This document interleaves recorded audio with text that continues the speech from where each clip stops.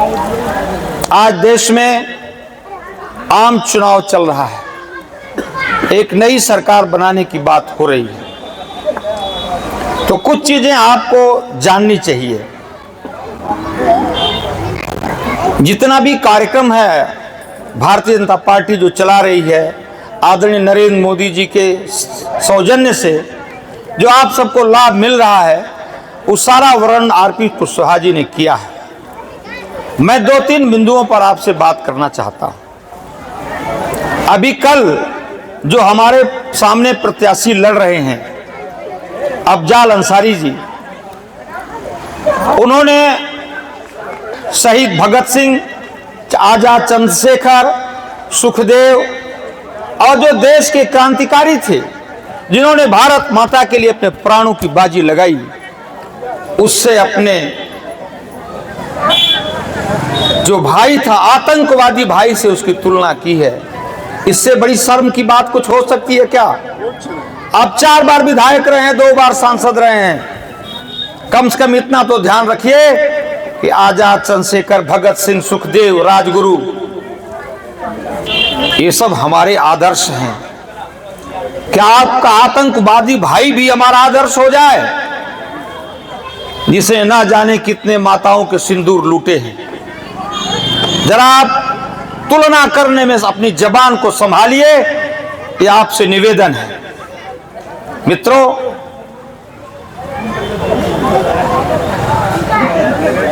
दूसरी बात जो कहनी है कि परिवारवाद कहां तक जाएगा, इसकी कोई सीमा तो होनी चाहिए। आम जनता को इसके बारे में सोचना चाहिए।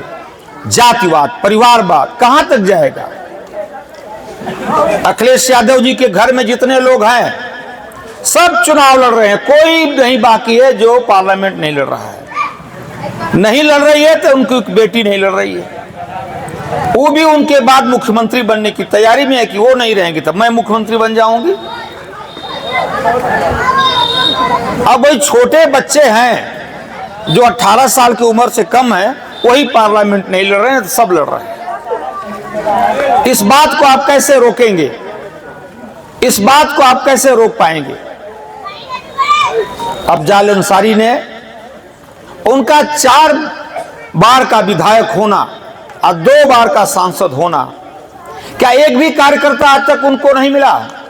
उनकी बिरादरी में भी कोई नहीं मिला जो उनके स्थान पर मान लियो अगर जेल चले जाते हैं तो दूसरा कोई चुनाव लड़े?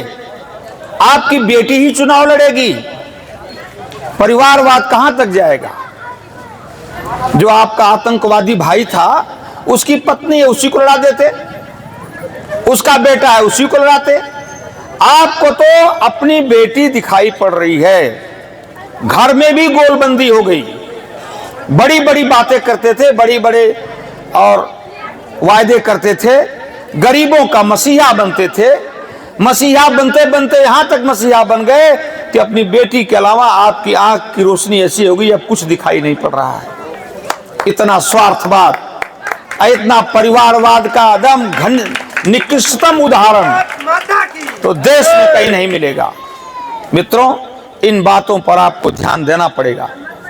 ध्यान नहीं देंगे तो देश जिस राह पर चलना चाहिए भटक जाएंगे।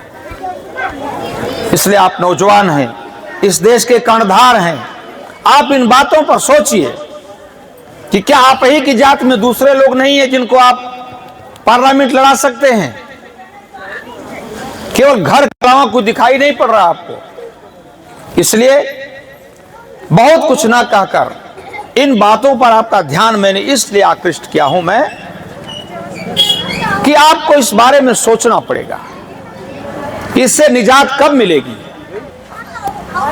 दूसरा, जो अंतिम बात मैं आपसे कहना चाहता हूं, जो मुख्य बात है, जब आदरणीय मनोज सिन्हा जी को आपने सांसद चुना तो आदरणीय नरेंद्र मोदी जी ने उन्हें अपने मंत्रिमंडल में राज्य मंत्री का दर्जा दिया और रेल मंत्री बनाया। आज पूरे संसार में मोदी मोदी मोदी जी का डंका बज रहा है। सारे संसार के नेताओं में आगे आगे वो चल रहे हैं, पीछे पीछे सारा संसार चल रहा है।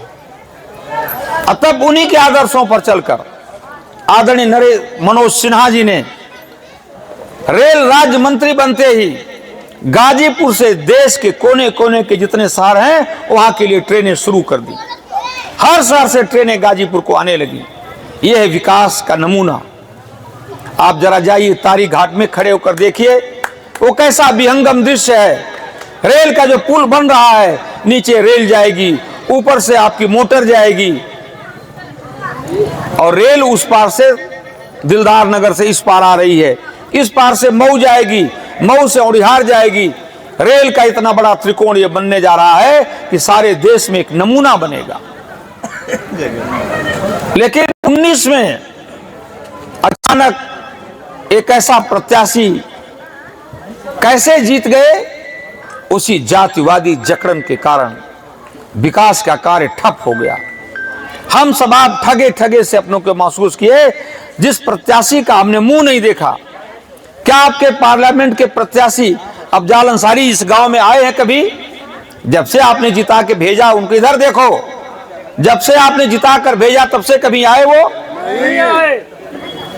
तो ऐसा प्रत्याशी जरा कि क्या करेंगे आप, उसका परिणाम क्या होगा? मित्रों, इस बात को गंभीरता पूर्वक समझिए और जानिए। बस आपसे इतना निवेदन करता हूं, यदि पार्लियामेंट जाने का अवसर मिला तो 14 में चला विकास का रथ जो 19 में रुक गया था, उसको दूनी गति से आगे बढ़ाने का प्रयत्न करूंगा। और राजनीतिक जीवन में अगर 10 नए पैसे का भी दाग लग जाएगा तो दोबारा आपके सामने मुंह दिखाने नहीं आऊंगा।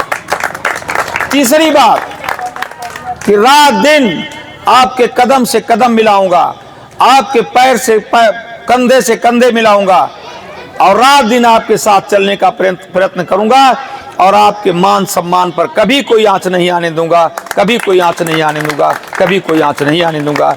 जय हिंद, जय भारत।